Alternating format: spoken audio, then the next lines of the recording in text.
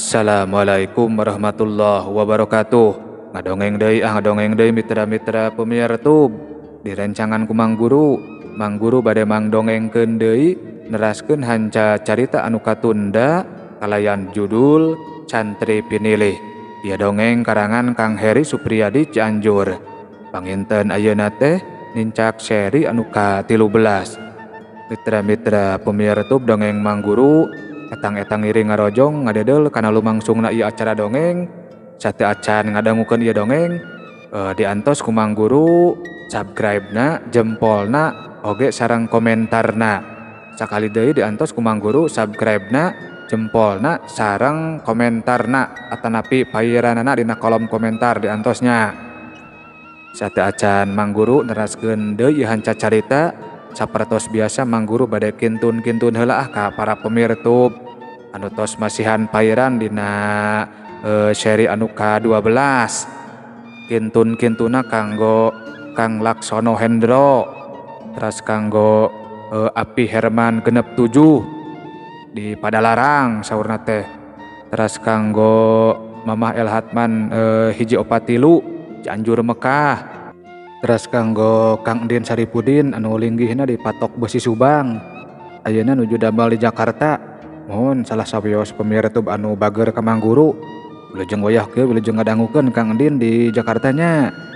Terus kanggo Kang Nanang Soto, terus kanggo Kang Muhammad Dadang di Gorontalo Sulawesi saurna teh, terus kanggo Teh Florentina Nining, terus kanggo Kang Erik Sunandar, terus kanggo Teh Enji di Pandeglang Banten, terus kanggo Teh Is Yuliani di Cianjur, terus kanggo Kang Andi di Desa Panjindangan Cianjur, terus kanggo Kang Dika RSBR di Bogor, terus kanggo Kang Regi Umbara, terus kanggo Kang Ujang Lilih di Batu Jajar, terus kanggo Mamah Nina Agustina, terus kanggo Kang Cecep, terus kanggo Bapak Kepala Bapak Yayat Sudrajat di Bandung, terus kanggo Mamah Andri Maulana Karawang, terus kanggo Kang Sageng TV anu gaduh channel Indonesia Musik, terus kanggo Mas Trisno kawit Curug Cinulang linggih di Riung Bandung, terus kanggo Padesar, terus kanggo Teh Rita Damayanti di Cilengkrang Ujung Berung, terus kanggo Mamah Pina, terus kanggo Kang Muhammad Dadang, terus kanggo Kang Tajudin Pijit urang Sumedang ieu mahnya, terus kanggo Mamah Nur Hayati di Bandung, terus kanggo Kang Nanda Suganda di Bandung, terus kanggo Kang Alam Purnama di Lebak Banten, terus kanggo Mamah Wiwin di Taiwan Subang, terus kanggo Mang Hair Manglid, terus kanggo Ibu Rinah S sareng Pak Didin Jubidin di Kalimantan tah, terus kanggo Nenek Ani Subang, terus kanggo Pacion Kuswara, terus kanggo Teh Ane Nur Hasanah di Bandung, terus kanggo Rapa Rizki Adiputra, terus kanggo Kang Rikmar Firmansyah di Kaltim, terus kanggo Neng Linda Imut di Bandung, terus kanggo Iwan Arbong Seragi Lampung Selatan, terus kanggo Kang Setia Budi di Tasik, terus kanggo Oppo Atilu Cikembar Sukabumi, terus kanggo Teh Tami Malihah, terus kanggo Kang Aep Karsim, terus kanggo Budok Chan Neng Yulinda Belia Bumil di Tasik, terus kanggo Kang Budi Sutisna, terus kanggo Kang Ramdhani Priyatna, terus kanggo Kang Asep Goler WBS di Cianjur Kidul, terus kanggo Pak Ade Sukarna, terus kanggo Bapak Taryo di Jambi, terus kanggo Kang Ryuji Enmei, terus kanggo Kang Nuryanto di Babakan Kalapa 2, terus kanggo Teh Anita Parel, terus kanggo 28 Salsabila Nia Ramadhani, terus kanggo Kang Man, terus kanggo Kang Prabu Arjuna, terus kanggo Kang Deden, terus kanggo Pak Agus Sumantri di Garut, terus kanggo Udan Tea Udan, Teras panginten anu terakhir kanggo Kang Heri Supriyadi pangarang dongeng anu linggihna di Cianjur. Munah wilujeng wayah kieu wilujeng ngadangukeun ka sadayana. Supados teu nyangkolong kana waktos, mangga urang sami-sami ngabandungan deui kumaha jujutan ieu cariyos. Sok kaparayun sadayana.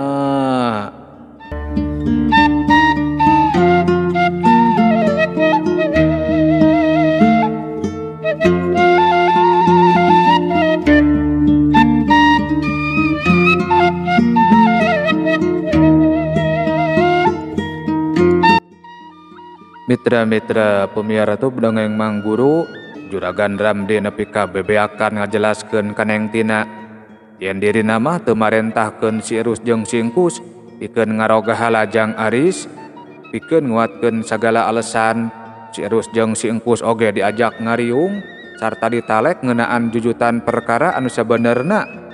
Dua anak buahna Juragan Ramdi nepi ka sababaraha kali menta dihampura lilaku lilamah neng tina oge jadi lea hatena. Isukan mah urang longok jang Aris oi ka Jatilinduh. Maneh duaan oge kudu milu. Kudu sanduk-sanduk menta hampurannya.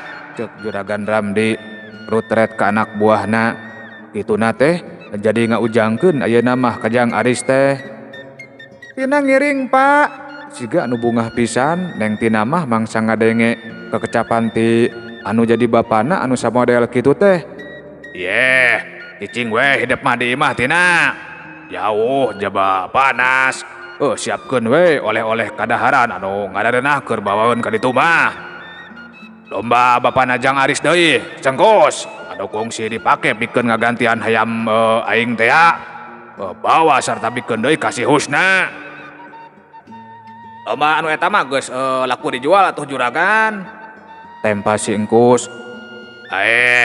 Nya ganti we ku domba anu leuwih alus oi. Sok sanajan teu diidinan pikeun milu ka imahna Kang Husna, tapi dumadakan marah mae deui neng tina oge. Canggeusna Juragan Ramdi ngomong kitu mah. Mitra-mitra pemiar tu dongeng Mang Guru, ari di imah anu isukna rek didatangan ku Juragan Ramdi, nya di imahna Kang Husna. Harita teh Nyi Iyam keur titilep pakean anu karek dijait tina popoean. Nyi, ari seupan huwi teh geus asak, ceuk Kang Husna anu harita ngurunyung nyampeurkeun pamajikanana ka patengahan. Asak, tuh dina luhureun pagok Kang, dituruban ku aseupan. Teu ngomong deui gura-giru bae Kang Husna mah ngoloyong ka rohangan dapur. Kalayan tekung silila oge geus ngurunyung deui bari nananggeui baskom leutik anu eusina seupan huwi teu tingaleun jeung cai entehna. Ge Kang Husna diuk teu jauh ti anu jadi pamajikanana. Belum sanggeus dipesekan heula mah uy boleh didahar nepi ka cacaleuhakan siga anu ngeunah pisan. Ulin huwi teh ari usum halojo mah adamis deui, ceuk Kang Husna semu ngosom. Mohon, tadi oge abdi tos ngaraosan Kang. Ari si Aris can mulang keneh wae kitu. Atuh da tebih babakan cikacang teh Kang. Nya ketang. Bageurnya ayeuna mah budak teh nyai. Batur oge geus mimiti loba anu raresepeun geuning katempona teh. Eta we geuningan. Tadi oge aya sababaraha urang anu nyarita si Aris teh jadi sopan ayeuna mah cenah. Mohon Kang, bingah pisan ka abdina oge ayeuna mah. Keur kitu kadenge aya anu mukakeun panto. Tah geuning si Aris Kang, ceuk Nyi Iyam siga anu bungah pisan mangsa nempo jang Aris anu ngurunyung teh. Jang Aris suara seuri nyampeurkeun kolotna. Aneh, dina beungeut jang Aris teh teu katembong tapak tatu saeutik-eutik acan. Padahal Aris samemehna mah sidik pisan beungeut jang Aris teh nepi ka gareuneuk sarta barengep belas pada neungeulan ku si Erus jeung ku si Engkus. Enggeus jarah teh? Tanya Kang Husna. Mangsa jang Aris geus diuk di hareupeunana. Atos Pak, seueur geuning makam leluhur urang teh Pak. Memang loba Aris, da kabeh oge dimakamkeun di dinya. Jaga lamun geus datang waktuna maot. Lamun diwidian ku Gusti mah, bapak oge hayang di dinya dikurebkeun teh. Tong nyarios kitu Pak. Mohon Pak. Tadi teh abdi ditawisan damel ku Palurah. Gawe naon Riz? Cek Kang Husna rada kerung. Ngarit jukut kanggo domba Pak. Daek ngarit gitu Aris, cek Nyi Iyam nyelengkeung. Nya pasti daekeun da aya anu keur di anjing cai atuh Nyai. Hehehe. Tempas Kang Husna ditungtungan ku nyerenge. Hehe. Bapak mah cek Jang Aris siga anu era. Oh, naksir Neng Yasmin nya. Capuk pisan lah mah oge ari ka Neng Yasmin mah. Bager atuh budak eta mah. Rapekan deui. Jaba tara lesotiung. Mama bade diajar damel Aris mah mak. Diajar milari artos nyalira. Hihi dedeh nyapek bae ari daek mah. Kersa mak enjing ngawitan damelna. Nya syukur ari daek diajar prihatin mah. Jung geradahar heula ayeuna mah. Basarek inditkeun mah. Ngan saukur saeutik geuning mumuluk teh. Teu acan hoyong mak. Tadi sateu acan ke astana teh abdi linggih heula ka warung. Kalaresan tepang sarang anu ngajaga astana. Saparantosna ngaropi mah abdi teh teras we dijejabkeun ka astana. Sareng dipasihan terang makam-makam leluhur urangna mak. Oh, Mang Mamannya, cek Kang Husna. Sumuhun Pak. Aris hoyong leleson heula nya Pak mak. Teu kiat capek. Nyapek bae. Geus kitu mah Jang Aris ngoloyong ke kamarna. Ari Kang Husna mah ngadekul deui kana seupan hui. Sakapeung diselang ku wangkongan jeung anu jadi pamajikanana.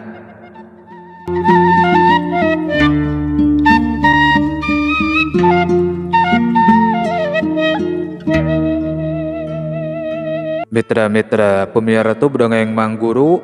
Peutingna tara-tara ti sasari diwanci sareureum budak keneh oge.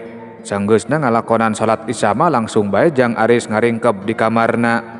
Atuh Nyi Iyam jeung Kang Husna oge teu kungsi loba tatanya.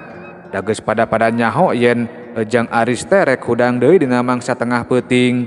Sejang ngalaksanakeun parentah ti nu jadi guruna. Nyatana diajar neuleuman kitab anu minangka warisan ti leluhurna. Tapi teu kitu ari buktina mah dina mangsa kolotna geus ngarampih ka kamarna teh. Jang Aris mah gancang bae hudang sarta anu saterusna mah kakatayepan kaluar ti imahna. Sabijilna ti imah Jang Aris leumpang gagancangan sarta sapasang panonna cingceung nitenan kaayaan. Unggal nempuan warga anu keur ngaronda calungkar salingker heula sabisa-bisa nepi ka akhirna mah Jang Aris ngarandeg di buruan hiji imah. Tetela imahna Lurah Asep anu dijugjugna teh keur ngalaksanakeun pancen ti praja tea sigana mah nyatana nalingakeun kasalamatan Lurah Asep tina ancaman bahaya minangka buntut tina kajadian basa samulangna ti lembur Cilanjung. Jang Aris beuki cingceung ditenan kaayaan sakapeung dedongkoan siga anu sieun aya anu nganyahoankeun. Moal ngabak itu Mang Ulohna. Ampu wae. Sukan we wing rek bebejanya. Atuh ari kitu mah. Hawar-hawar ku Jang Aris kadenge anu ngawangkong sarta beuki lila sorana beuki ngadeuketan. Tetela anu ngawarangkong teh warga anu keur mancen ngaronda. Sidik pisan anu leumpang panghareupna mah mamawa kohko leutik anu dijieun tina awi gombong. Dituturkeun ku nu saurang deui anu ngajingjing sampe. Keur beuleumeun sigana mah Jang Aris gancang nyalingker sangkan teu katempoeun.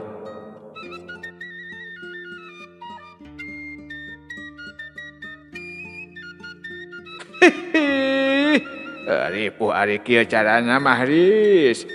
Cek hiji sora mangsa anu ngaronda geus rada jarauh ti eta patempatan.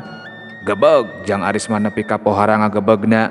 Mangsa ngadenge eta sora teh ret ka tukangeunana ka tembong Ki Praja geus ngajanteng bari sura-seuri ka dirina. Aki. Jung we sing jongjon ari rek ngamimician maca kicap mah jaju. Engke oge ari geus waktunya gerak mah ku Aki oge baris di bejaan. Hapunten sateu acana Aki. Nah atuh ari Aki uninga mah sanes langsung ku Aki bae nanjarkeun katengtreman di lembur teh. Teu bisa kitu ja aya aturannya atuh jaju.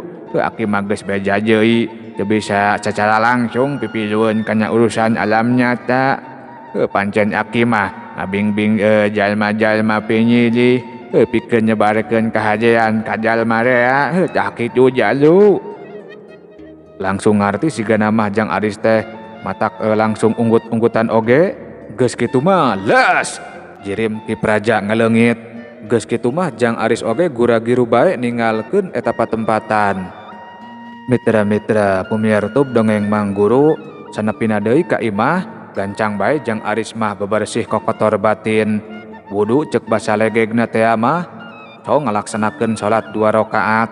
Teuing salat naon ngan anu jelas mah katempona teh siga anu husu pisan. Sareng sena wiridan heula sakedeung gap Jang Aris nyokot kitab tina lomari. Kitab anu dina jilidna aya tulisan Sambawa anu pangheulana dibaca teh. Dina jero hate Jang Aris mah maca kitabna teh beuki lila katempona siga anu beuki husu pisan. Sakapeung hulang-hulang heula, sakapeung unggut-unggutan sorangan, sakapeung diselang ku nyusutan kuci mata anu dubadakan pating berebay siga anu hese pikeun ditahan-tahan. Jangkrik jeung gaang sarta sasatoan peuting anu sejenna oge siga taya anu wanian nyuara dina mangsa harita mah rehe estuning simpe. Malah mah angin anu biasa maloncor tina sela-sela liang bilik oge siga anu embungeun ngaganggu peuting harita mah katembong tina seuneu cempor anu ngaganteng henteu kakalicesan.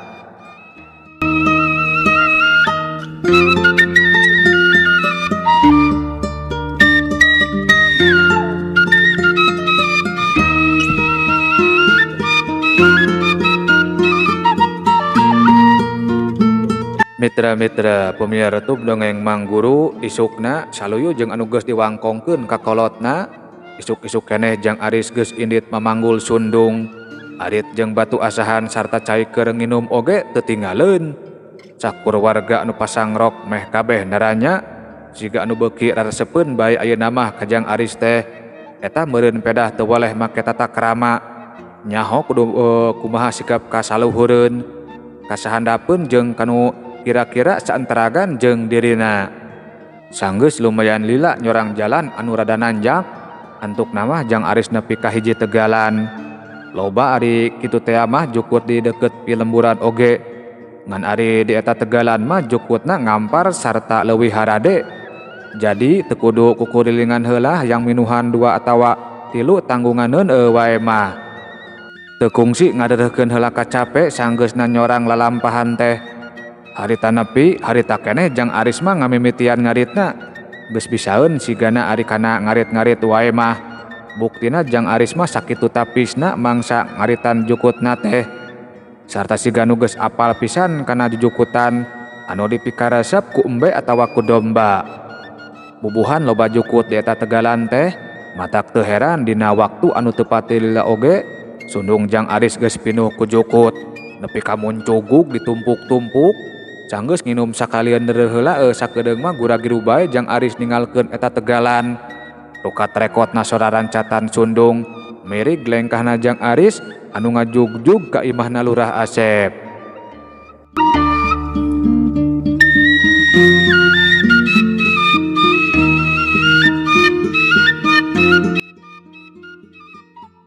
Eueuh, geuning tulus gawe ngalaju ku teris. Ari Sugan teh ngan saukur omong wungkul, ceuk Lurah Asep mangsa Jang Aris ngurunyung kaburuan imahna. Apantos kedal kasanggeman Pak Lurah? Nya alus. Langsung bawa ka pipir we nya. Sakalian parabkeun. Jang Aris tibang ungeuk. Ari Lurah Asep mah mangsa Jang Aris ngoreleng ka pipir teh langsung bae ngoloyong ka jero imah. Sanggeus ngecagkeun sundung di pipir imah, gancang bae Jang Aris mah maraban domba. Teu loba ngan ukur 5 domba teh, bikangna 3, jaluna weh 2. Lalintuh tur ngareusi pisan awak domba teh, kandangna oge kawilang weweg sarta hade. Kop sing sareubeung nyatuna, sing lalintuh sing jaragjag, ceuk Jang Aris mangsa maraban domba. Siga anu raresepeun pisan Jang Aris mah kana dombana teh domba jalu anu buluna camaklak bedas oge mes-mes diusapan sirahna jeung tandukna. Ngopi heula cek hiji sora anu pohara halimpuna. Geuning Neng Yasmin, padahal mah teu kedah repot-repot atuh Neng, cek Jang Aris basa-basi padahal ari dina hate leutikna mah pohara bungaheunana. Teu ngarepot sok atuh dileueut bilih ka Bujang Tiis. Ieu deui tah kaleresan tadi teh abdi ngadamel cecongko. Gek Jang Aris dina bangku awi anu cikeneh dipake nunda baki ku Neng Yasmin. Neng Yasmin oge teu langsung ngaleos, malah milu diuk heula. Ngala jukut di mana asa sarai kitu geuning jukutna teh. Da kumang ukun mah sok rada karoneng, cek Neng Yasmin. Ngareret jejaka anu keur nyuruput cikopi di gigireunana. Aya anu nyeblak karasana ku Jang Aris mah mangsa ditetep ku wanoja anu sakitu geulisna teh. Ditegalan Neng, da ari sanes di dinya mah memang semu karoneng dan nuju usum halodo.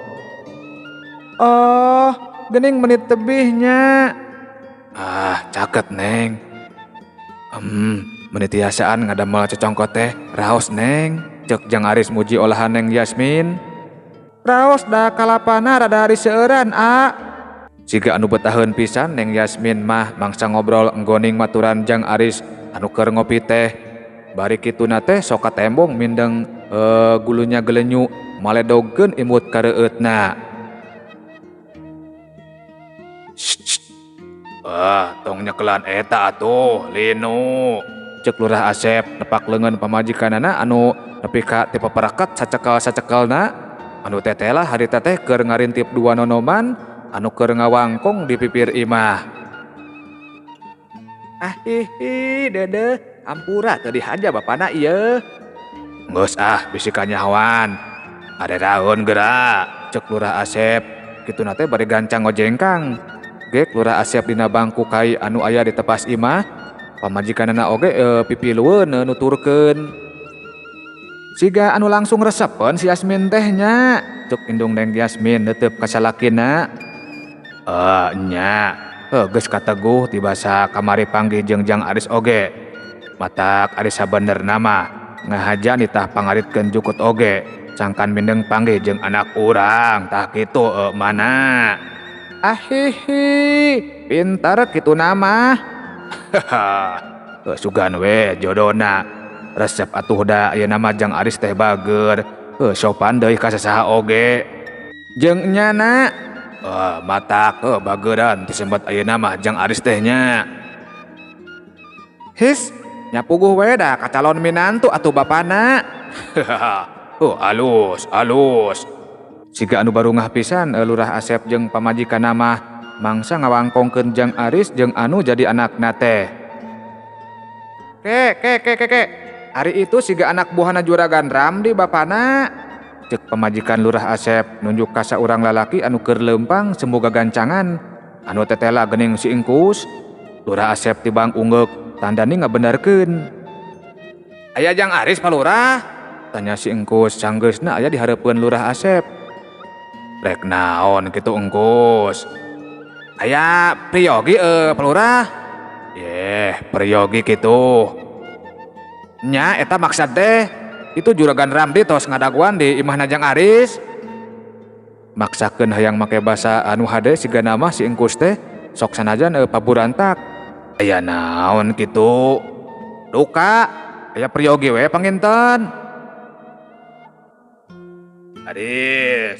Jang Aris ka dieu heula sakedeung Jang, cek Lurah Asep ngajarawok nyalukan Jang Aris.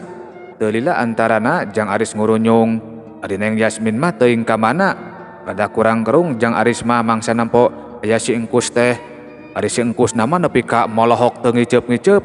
Siga anu keur nalak-nalak kaayaan beungeut jeung awakna Jang Aris. Aya kapriyogian naonnya Pak Lurah? Cek Jang Aris pohara rangkuhna. Itu aya Juragan Ramdi ka imah hidup cenah. Juragan Ramdi bade naon Pak Lurah? Nya teuing heujung we sampeurkeun. Pikeun sakedapan mah Jang Aris malah hulang-hulang siga keur aya anu di pikiran.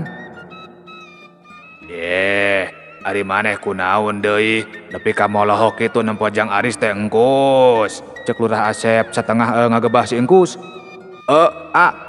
Henteu Pak Lurah. Hayu Jang Aris, Juragan Ramdi bisi keselen, tembal si engkus. Semu agak ege ditungtungan ku umajak ka Jang Aris. Mitra-mitra pemiartub dongeng Mang Guru sanggeus nyokot heula sundung sarta amitan ka Lurah Asep jeung ka indungna Neng Yasmin mah gura-giru bae Jang Aris ngagedig muru ka imahna dituturkeun ku si engkus anu katempona teh mendang kurang kerung sarta hulang-hulang mangsa mendang nalak-nalak kaayaan awak jajaka anu keur leumpang di hareupeunana. Cag heula nya hei.